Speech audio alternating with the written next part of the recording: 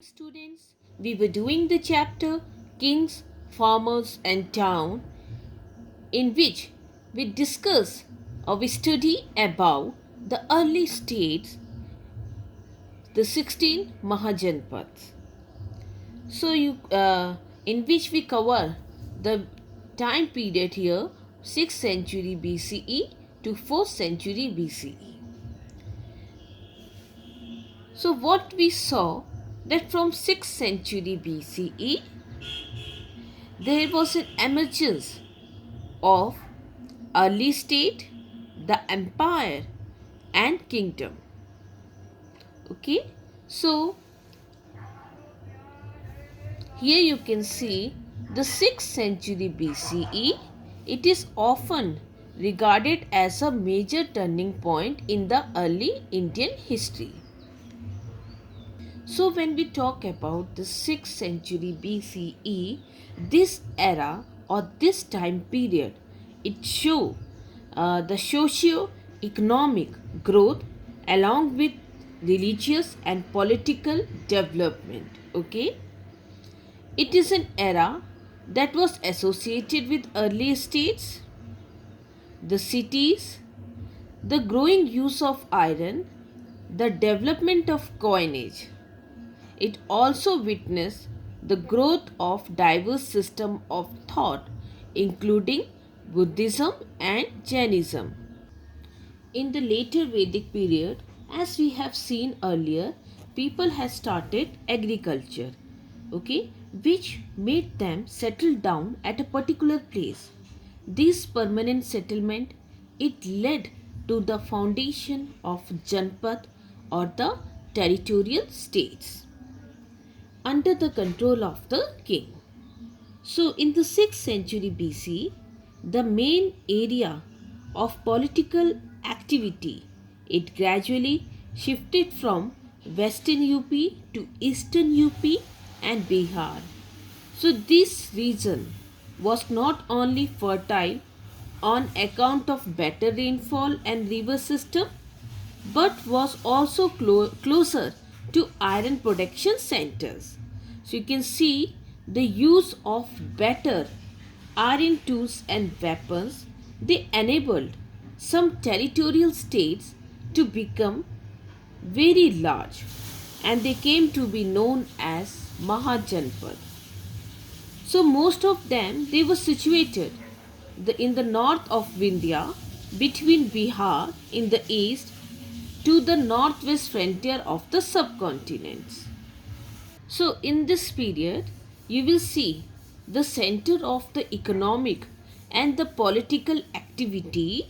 It shifted from Haryana and western UP to eastern Uttar Pradesh and Bihar, which had more rainfall and better fertility of land, as it was now easier to exploit the iron ore resources of Bihar and adjoining regions.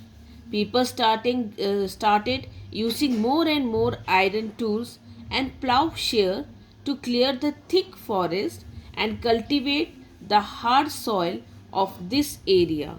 The 6th century BC, it is known as an era of second urbanization.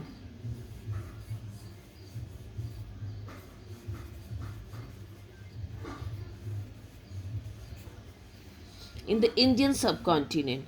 After the decline of the Harappa town, urban centers now emerge again after a gap of more than 1,000 years. However, this time town developed in the middle Ganga basin and not in the Indus plain. So you will see the development of the trade. It is reflected in the discovery of thousands of coins. They were known as punch marked coins. Okay, development of coins. So you will see that development of trade is reflected in the discovery of thousands of coins that we call punch marked coin. So various kind of marks such as the crescent, the fish, tree, hills are punched on these coins, so they are therefore called the punch mark coins. So you will see this numismatics have identified nearly 550 types of such coins made mainly of silver and sometimes of copper. So the improvement in agriculture and development of trade, money and urbanization, it had an impact on the society. As well, you will see, indeed due to these changes, traditional equality and the brotherhood, it gave way to inequality and social conflict. So the people, they wanted some kind of reprieve from new social problems like violence, cruelty, theft, hatred and falsehood. Therefore, when new religion, here you can see Jainism and Buddhism preached the concept of peace and social equality, people, they welcomed it. So these religions, the Jainism and Buddhism, emphasized that true happiness does not lie in material prosperity of or performance of ritual, but in charity, non-violence, good social conduct. So besides the general economic progress that had led to the rise of Vaishya and other mercantile groups who wanted better social positions than what Brahmins gave them. Therefore, they preferred to patronize these non-Vedic religions like Buddhism and Jainism. So, in the course of the time, the smaller or the weaker kingdoms and the republics, they were eliminated by the stronger rulers. Vaji and Mal, they were Gan or Sangh. So the Gan Sanghs had a government by assembly, and within the assembly they had oligarchies. In the 6th century, you will see the only four powerful kingdom it remained: Magad, Avanti, Kosal and Vats out of the 16 Mahajanpad. So here you can see in the map the 16 Mahajanpad with their capitals. So first we talk about the Ang, and the capital here of Ang is Champa, which is located in the Munger and Bhagalpur district of Bihar. And then you can see Magad. The capital here is Rajgriha or Grivraj. And when we talk about the location, it is located in Gaya and Patna of Bihar, which is close to Ang, okay, divided by the river Champa.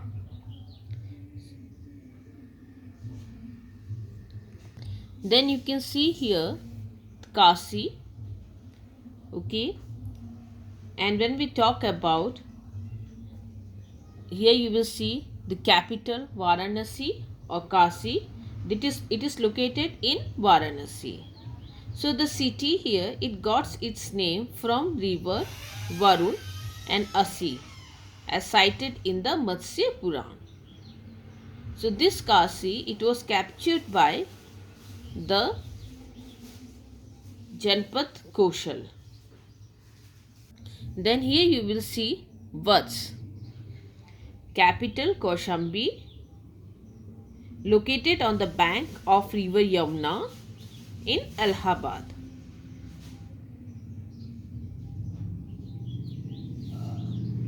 Then here you can see Kosal, Shravasti. If we talk about the Koshal, it has two capitals. In the north Shravasti and in the south it is Kushavati, which is located in the eastern Uttar Pradesh. So it was located in the modern Awadh region of Uttar Pradesh. The area also included Ayodhya, an important city that is associated with Ram or Ramayan. So Kosal also included the tribal republican territory of Sakya of Kapil Vastu. So Lumbini in Kapil Vastu is the birthplace of Gautam Buddha. So now here you can see Sursen. Okay. The capital is Mathura, which is located in the western Uttar Pradesh. So this place was the center of Krishna worship at the time of Megasthenes. So we will see here its capital Mathura, which is located on the bank of river Yamuna. Then comes Panchal, and the capital here is Ahichhatra and Kampilya, which is located in the western Uttar Pradesh. When we talk about the capital Ahichhatra, it is modern Bareilly, and Kampilya is modern Farrukhabad for its southern region.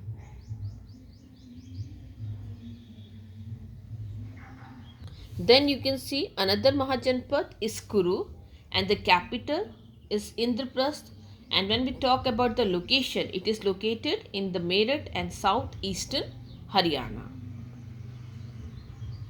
The area around Kurukshetra was apparently the site for Kuru Mahajanpad, and it moved to a republic form of governance. The epic poem, the Mahabharata, it tells of a conflict between two branches of the reigning Kuru clan.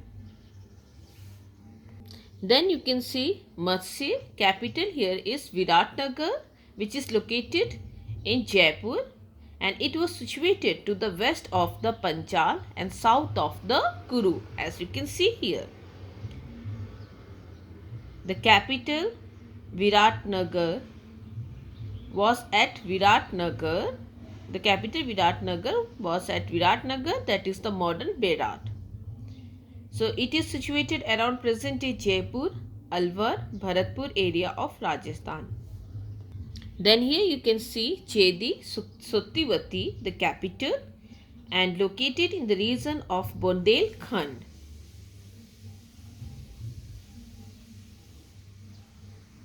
And when we talk about the name of the capital was Sotivati, Suktimati and Sotivati Nagar. So it is located in the present day Bundelkhand region, the central India.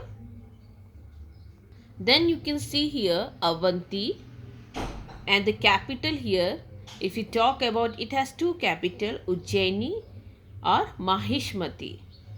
And when we talk about the location here, it is located in Malwa and Madhya Pradesh. So when we talk about the capital of Avanti, it was located Ujjaini. It has two capital. When it's Ujjaini at the northern part, and when we talk about Mahishmati, it's in the southern part. Then here you can see the capital Ashmak or Asak, the Mahajanpad Asmak and Asak, and the capital here is Potli, Podan, and it included the region of Pratishthan, which is located on the bank of river Godavari. So it was the only Mahajanpad that was situated to the south of the Vindhya range and was in Dakshinapad.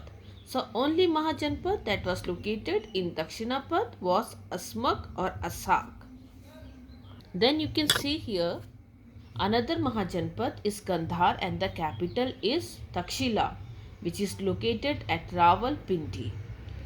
Present day location here modern Peshawar and Rawalpindi, Pakistan, and the Kashmir Valley.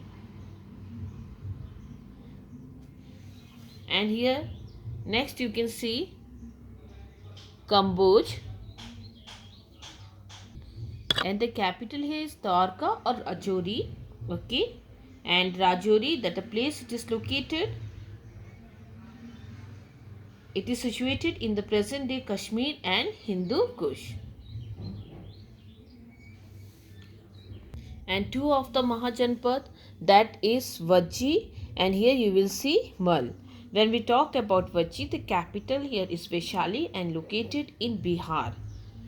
And then you can see is Vajji here, it's included the 8 clan, the most powerful being the Lichvi, capital Vaishali, Videh, capital Mithila, and Jantrik, that is Jantrikas, based in Kundagram. Okay, so here you will see. And when we talk about Mal, the capital here is Kushinagar or Kushinara, and you can see it is located the present day Devariya and in Uttar Pradesh. So Mal was also a republic, and you can see it was the territory that touched the northern border of the Vajji states. So when we talk about the capital here, you can see that it's Kushinara and Pawa. So both the capitals, they are important in the history of Buddhism. The Buddha took his last meal at Pawa and went to Mahaparinirvan at Kushinagar. So students, here you can see the 16 Mahajanpad in your map, okay, and you can find out the location that where it is located. So out of these 16 Mahajanpad student, the one Mahajanpad who emerged into power, you can see it's Magadh. So it became the most powerful kingdom or the state in ancient India. So as we talk that Magadh is situated in modern Bihar, and Jarasandh, who was a descendant of Brihadat, okay, he founded the empire in Magadh.